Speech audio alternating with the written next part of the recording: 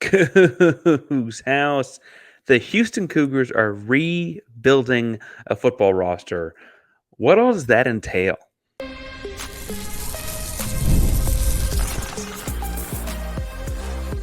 You are Locked On Cougs, your daily podcast on the Houston Cougars, part of the Locked On Podcast Network, your team every day. Welcome to Locked On Cougs, the daily podcast about your Houston Cougars. I'm your host, Houston-born teacher and coach Parker Ainsworth. And whether you're a Houston fan or just a hater who came to stop by, thank you for making Locked On Cougs your first listen of the day. Appreciate you making us your first listen each and every day. If you're enjoying the conversation but don't know what to say, tell us if you grew up or still call all sodas Coke or by their real name. We grew up saying that all the time. What kind of Coke you want, Doctor? What kind of Coke you want? Anyway, today's show is brought to you by FanDuel, America's #1 sportsbook, but more on that in a second. We got a fun episode today. Always love talking to Brian. It's been a while since we got to talk to Brian. It's been since like December. A lot of movement on the football program. Not a whole lot of names coming in yet as of recording this episode, but Brian helped break down kind of what's going on with the program, the roster, from a national perspective, a guy that follows this thing day in, day out at the national level and helps us kind of figure out a little bit better idea of what all is going on. So without further ado, let's bring on in Brian. And we are joined by Locked On's recruiting expert, thanks to LinkedIn, Brian Smith. Brian, how are you doing? It's been a while since we've gotten to talk about the Cougs. It has been a while. Willie Fritz has been hired since the last time, and we've had all this transfer portal noise. We've had a lot of kids coming and going from Houston to Houston. It is they got a major airport there. They need one for all their transfers. So it's a wild program, man. I'm glad he's there, though. He's a really good football coach.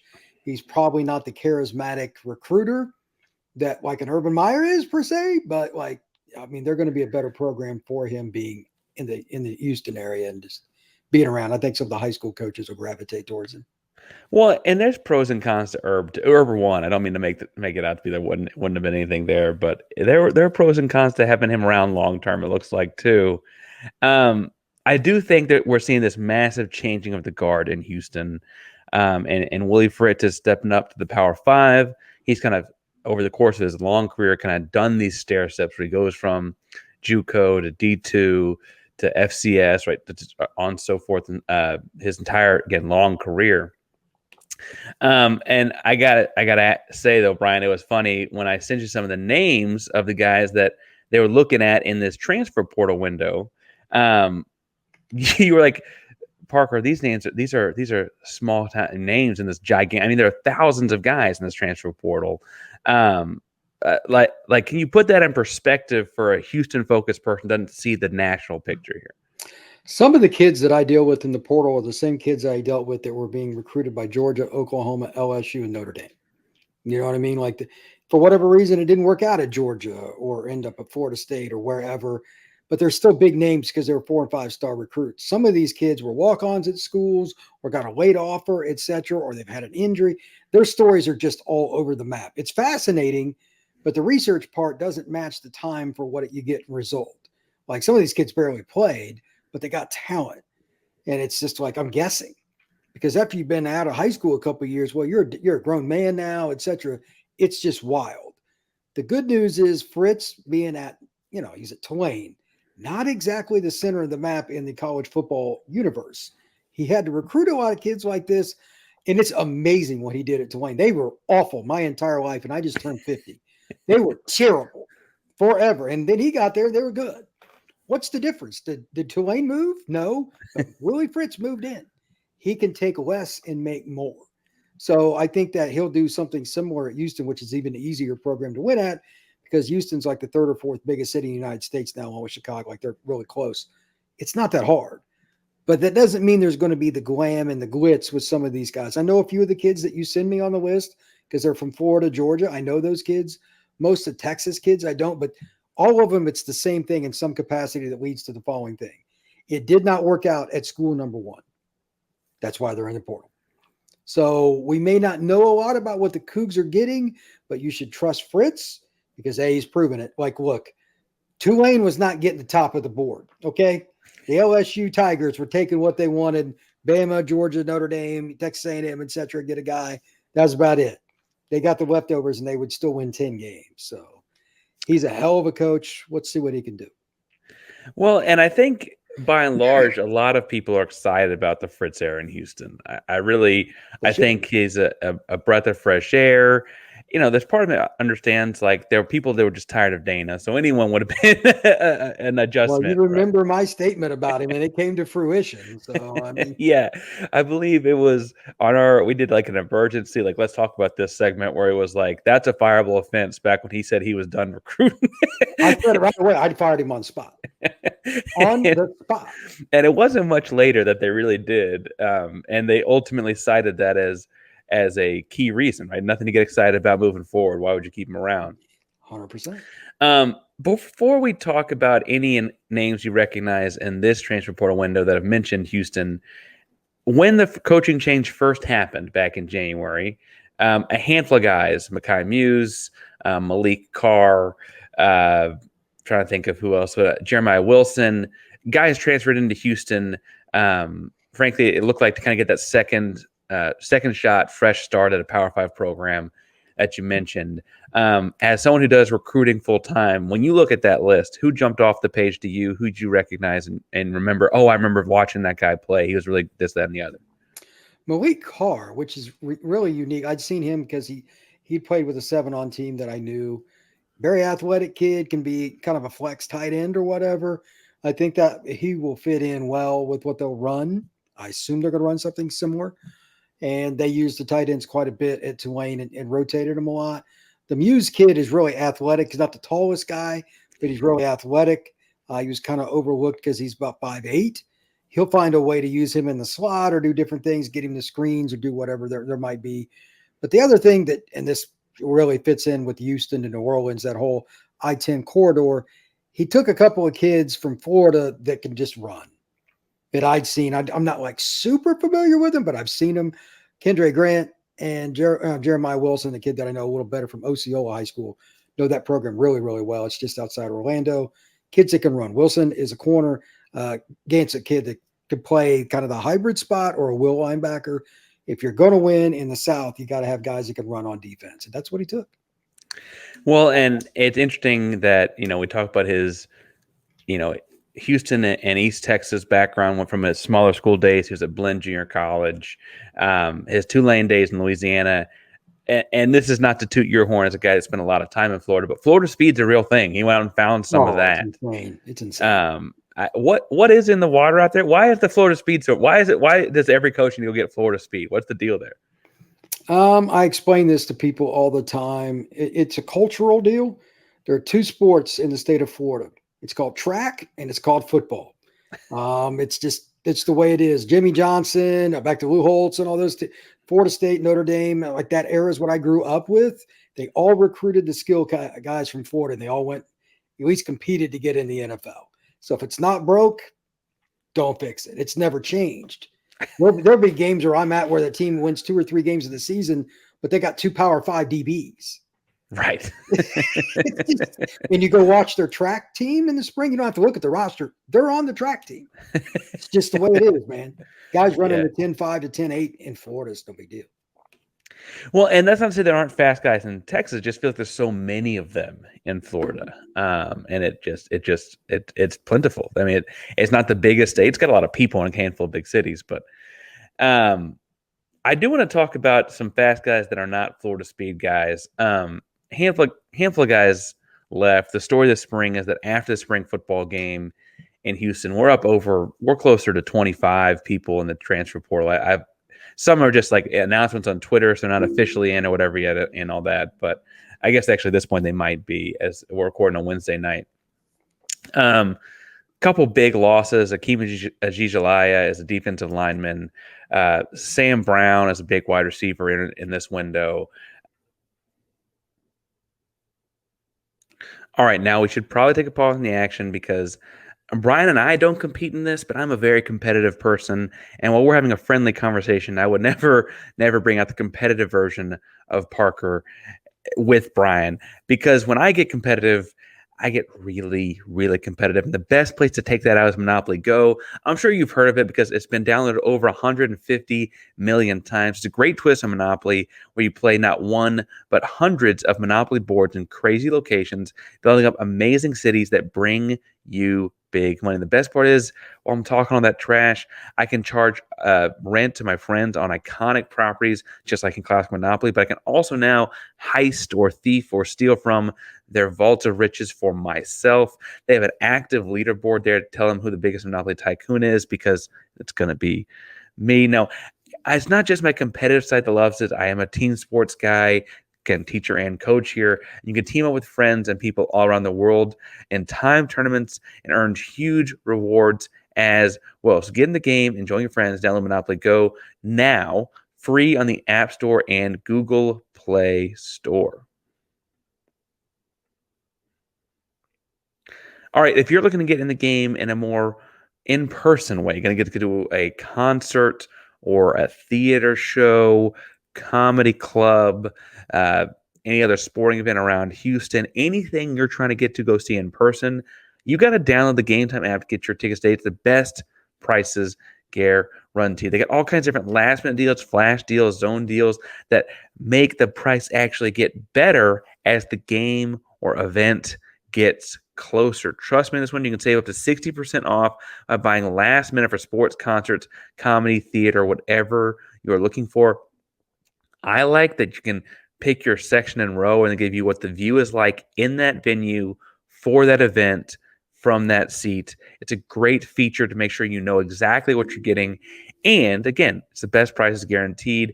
If you find a cheaper ticket in the same section and row, they will refund you with 110% of the ticket in the difference in credit. So make sure you take the guesswork out of buying tickets with Game Time. Download the Game Time app, create an account, and use code LOCKEDONCollege for $20 off your first purchase. Terms apply. And again, that's create account with redeem code LOCKEDONCollege, LOCKEDONCOLLEGE for $20 off. Download Game Time app today. Last minute tickets, lowest prices guaranteed.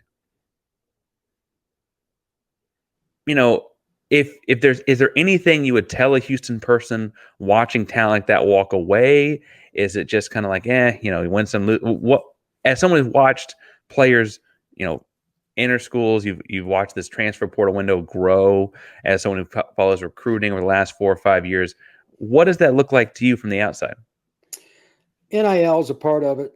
A lot of schools recruit kids off other rosters. It's as slimy as the mafia in the 1950s in New York City. And I mean that sincerely. Also, some of these kids are hurting financially. They got a chance to go get an NIL check. I get it. And you can tell by where they go what's going on. There are about 10 schools that it's just different with NIL. So Auburn got 3 defensive linemen in about 30 hours or so. They've got huge pockets. They needed defensive linemen. They opened them up more than other teams. They're beating, like the A&Ms are like deep pockets. So that's part of it. And then some of them just want a different chance. Fritz is probably not the easiest guy to play for, if I was to guess. So I'm guessing that's part of it. From my experience in my life, when guys like this come in, the first year is god-awful because they gut it, and then things start to turn around. I remember I used to know Urban Meyer really well, and when he took the Bowling Green job, I went to see him and surprise him one day at practice. He'd never coached a game. And right at the end of practice, it was a terrible day in Northern Ohio. It was god-awful weather. There aren't many good days in Northern Ohio, though. Like, let's be No, there's not. But this was in March. I mean, it was just awful. Raining sideways. And we were both pissed off anyway. And as the kids came off, I could hear him and nobody else could. He's like, that kid's a piece of you-know-what. That kid's out of here. He'll be an NFL player. He might help. Like, he knew by the middle of spring practice, he gutted like 25 guys, and he knew he was going to get his ass kicked year one for the most part. But he got a few more guys, and they patched it together. Year two, they were the best team in the league. Mm-hmm. He knew he had to get rid of the moron brigade. He had a bunch of kids that didn't want to go to class. He had a bunch of kids that were me kids. You got to get, there's an old saying in business, you got to get the right people on the bus. You got to get the right people or the wrong people off the bus, and then the right people, you got to put them in the right spots. That's the year 2. You figure all that out in year 1 is the first 2 parts. Year 2, that third section of it is, okay, now everybody's in the right spot. Let's go. And that's what Fritz is probably going to have to do too. Well, and I don't mean to pass judgment on which kids fit into which category here. I think there's some kids, like you're saying, they're like, hey, I got a year or 2 left where I got to make the jump to the league, and I can't have this rebuild thing on my resume. There are some kids that's one way to look at it. You're absolutely right. There are some kids looking at the NIL check. It's like, hey, I showed I can play. This is a good chance to go make a big check. I don't know what the NFL looks like for me, et cetera. And there are some kids, like you're saying, they're just not good fits, and they're entering the portal, and it looks like it's their choice, and it might not have been their choice, right? I don't know which one's which. I'm not going to try and guess which one or which. But I do think it's interesting that this all happened after the spring game. In your experience, watching this whole thing evolve from, you mentioned you've been doing this a long time. You said you were about 50, so I'm not going to tell you what. I'm not revealing that. You said it yourself. Is this common to do this after spring as opposed to back when the coaching change was made? But what do we make of that? That could be a lot of things. Sometimes the kids just want the film from the spring game to show. Sometimes after the spring game, when they meet with their position coach and or Fritz, whoever the head coach is at any given program, if they don't hear what they want, right there's the portal. Well, let's go. It's like a rubber stamp. I don't think it's necessarily unusual. Now, there are guys that are really good, and they go out in the spring game and perform. And remember now, a lot of these spring games are on TV.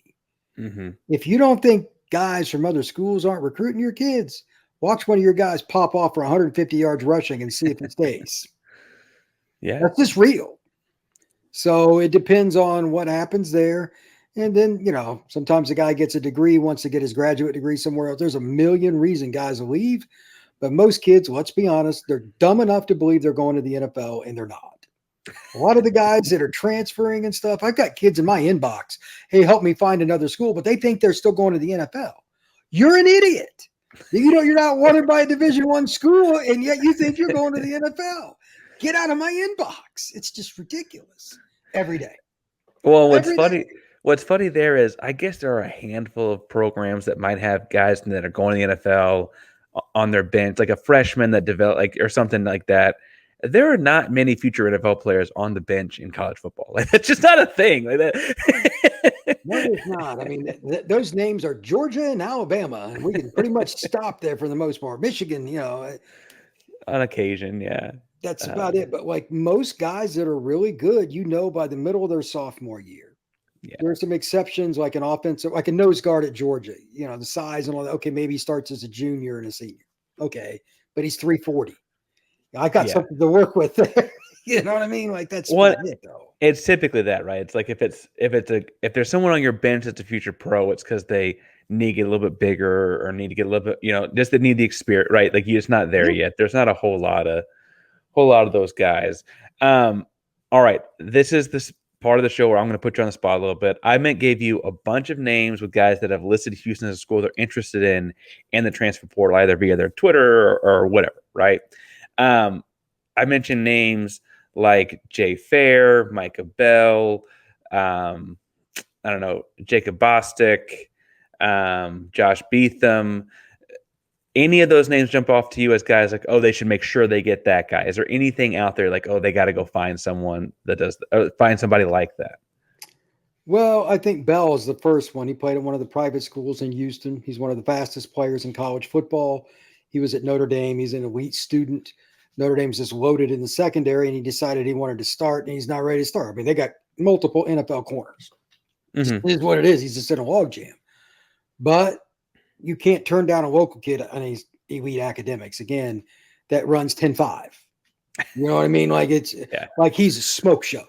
Like he might have been the fastest guy on Notre Dame's team. All right, we want to take a pause in the action right quick to tell you that it is playoff time in NBA and NHL, and baseball's back in full swing. We're still trying to tell the Astros that. And you got to make FanDuel your number one place to bet on every game because it's America's number one sports book. Right now, new customers get $150 in bonus bets guaranteed. So $150, win or lose. You can bet on everything from slap shots to home runs to slam dunks all on an app that's safe, secure, and super easy to use. Whether you're waiting for, visit FanDuel.com/locked on. Make your first bet an automatic win. FanDuel, America's #1 sportsbook. Fast. So Notre Dame's got a ton of speed. So that's the obvious one out of that list. That's a no-brainer. He would play right away. Blah, blah, blah. I'm guessing he won't end up at Houston, but I mean, you got to recruit him like he's the last player on planet Earth. Right. Period. The other part with that, and I'm just kind of like going over your list, any of the Houston area kids, let me start with that. I don't want to go away, but like Bell's a special player, talent-wise. He just got caught in the log jam. Got to recruit him hard as hell. Jay Fair is a guy that I didn't think was that great at Auburn. I cover Auburn. He's okay, but I'm going to guess that he can break into Houston's offense. Just saying it. Fair's pretty good. He's not great. He's not going to go get you 80 balls, but he'll get you 30. He'll get you 30. He could help Houston. They should absolutely recruit him. Why not? Well, what's interesting about you say a guy can go get you 30 balls, and I had this thought during spring, during covering them in the spring. I don't know how many balls will be out there to be caught after having watched what Fritz likes to do, defense, ball control, what they did at Tulane. Like, if that's what they're going for, they might only need a guy that can catch. I don't know how much they're looking for out there. I don't know if that fits the mold or what. Obviously, you mentioned Micah Bell super fast. When you say, Jay Fair is good, not great, can catch 30 balls, what kind of things does he do well? I mean, what's the deal? He's got some shiftiness to him.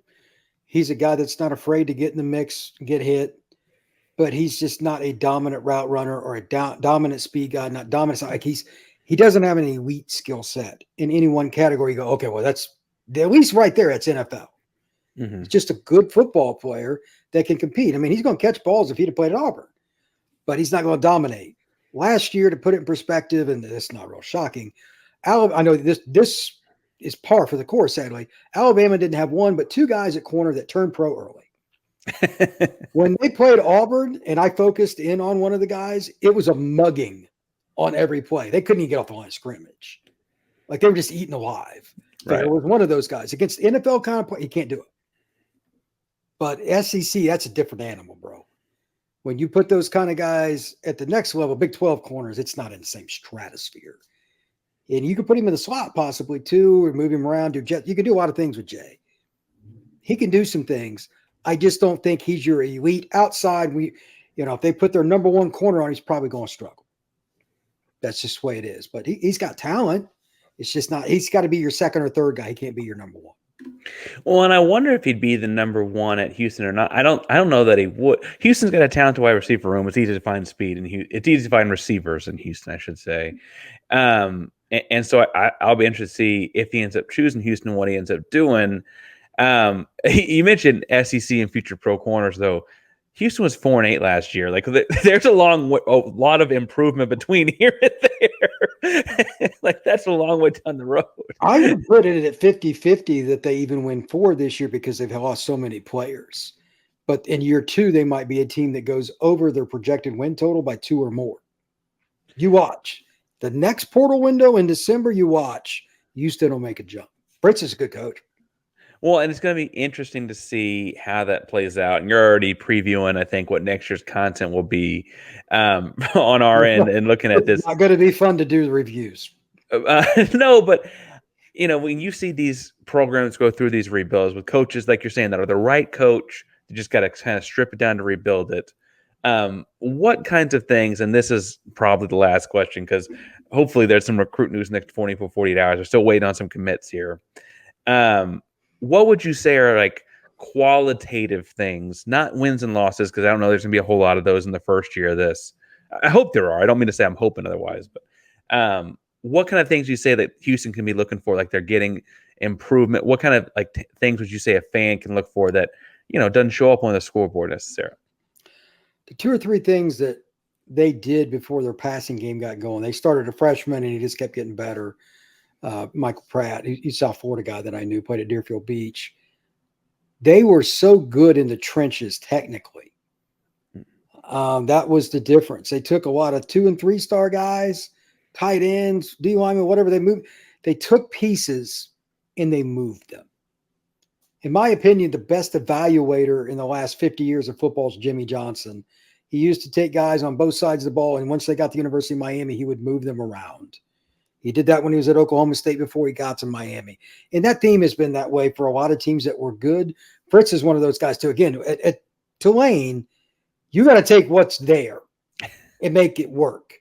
So he understands that you're going to get more talent overall, say in a 5-year span at Houston than you are Tulane. So you'll see more blocking. You'll see bigger guys over time. You might take a JUCO kid. I bet you they take 2 or 3 JUCO kids later. And like Houston used to take a lot of them and make, hey, why not? And they'll be okay. Year 2, the jump that Houston makes, I would bet right now, like they'll win 4 or 5 games, is my guess. They'll win 7 or 8 in year 2. The roster will be massively different, but the system will be in place. The expectation will be there. And the guys that return will be ones that Fritz set the example with. This is how we're going to do it. If you don't want to, that's cool. The door is right over there. I mean, you can see this a mile away. He's a lot like Urban. And I know like Urban's one of the greatest recruiters of all time. I'm not saying he's that, but like Urban didn't take any crap. What you see on Fox TV is not Urban. I know Urban. Behind closed doors, Urban cannot be on a microphone. Okay? I'm just going to let it be at that. The point is still the same. You have to get the right guys into your roster first before you can do anything. He's not going to be able to do that right now. And if they can win one game like this year, I don't know what the hell their schedule is. If they won't beat Oklahoma State, I don't think. I think they're going to play. They got 20 starters back. They're loaded. But anybody else they would beat in the Big 12 in one game would not surprise me because he'll have them prepared in every game and they will be physical. It's funny. So in looking at they open the year with UNLV, which is not a Power 5 team, but not a joke. They go to Oklahoma week 2. That's going to be tough. They're going to get thumped. Yeah. Rice at home, Rice is terrible, right? You say that last year that was not great. At Cincinnati, they host Iowa State the next week. At TCU, at Kansas, host Utah, host Kansas State, at Arizona, host Baylor, at BYU. It's a tough schedule, is what I'm getting at here. Right? They could win 3 games. And the funny thing is, I think they could win 3 games and be on the right track. And I think that's the thing that people have to understand is like it's part of the process here, unfortunately. I hope they win a lot more than 3, but they could win 3 and be on track. They just got to get it right in the right direction. They've got to get a quarterback they can trust so they're not generic and they can attract some receivers. That's my biggest concern between now and the end of December, the transfer portal. They got to get a guy that receivers trust. And then they also, hopefully, O-line's always a pain in the butt to put together, but he was a really good O-line coach when he was at Tulane, getting the right guys to coach him up for him and all that, the whole 9 yards. That'll start taking shape by the middle of the season. You'll see a different run game, better play action, pass protection, etc. You'll see little filters of it, but people look outside the numbers. That's where they look. Where's the big passing play? You're not going to see a ton of that this year. Mm-hmm. They got Johnson. They got a young guy that was transferred in from Oklahoma State last year. Kid I know, he'll have a pretty good year. Boogie's a great kid. I know him well, but they're not going to have a lot of guys open because they don't have enough play. They might double Boogie. I don't know. Yeah. He's fast and got good feet, but it's like you're saying it. And Joseph Manjack will be back. He's not the speedy type though. He's a big, strong kid. His separation's not really the same kind of thing. It'll be interesting to see what they do. You mentioned the quarterback spot. I'm intrigued. So Donovan Smith's projected to be the starter. I don't think anyone's taking the job from him. But the young transfer, Zion Chris from Louisiana Lafayette, is kind of more of he runs a lot more than he passes when he was at Louis. I can see it's not ooh la la anymore. Not exciting for me to watch him. He's quarterback. But I'd say he's not doing the kind of thing when you're talking about like a quarterback for a receiver to get excited. A receiver getting excited about a quarterback and me sitting here saying I like to watch a guy run the ball are 2 very different things. We're excited about different things. I think the receiver and I would be. So we got to, I guess, see kind of what Fritz does on that front. He's got some time to do it. This is my actual last question. Okay, my actual last question. Willie Fritz is a good coach, has done this a long time. He's turned around a handful of programs that were more difficult to do than turn around Houston. I think that's all fair to say. He's also no spring chicken. How much does his age play into any of this?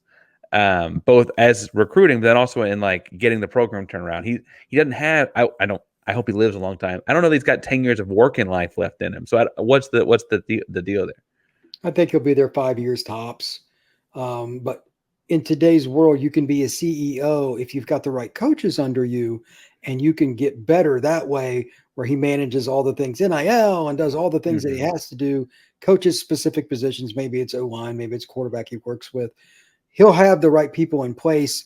So his last year or two, he's not killing himself. You know what I mean? That's the key. You gotta be real. You're not young. You're old. The CEO isn't interested because I do feel like there's moments where he talks. I'm like, this feel like he feels like he's setting a culture that is not an X's and O's. There's not a film session. That is like the way he talks about football. The way he talk, like it does feel more like a CEO or someone just in charge of the company here. It's just interesting changing gears, right? Dana didn't hold a whole lot back, but he was not a CEO, I don't think, by any stretch. Except for the quarterback position, I don't think he was.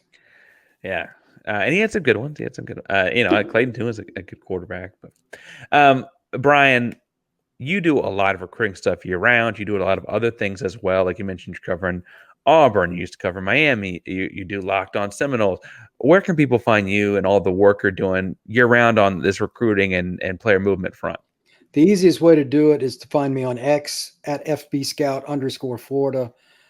It's really difficult to get everything because it's just all over. So it's all underscore at FBScout_Florida, all lowercase, excuse me.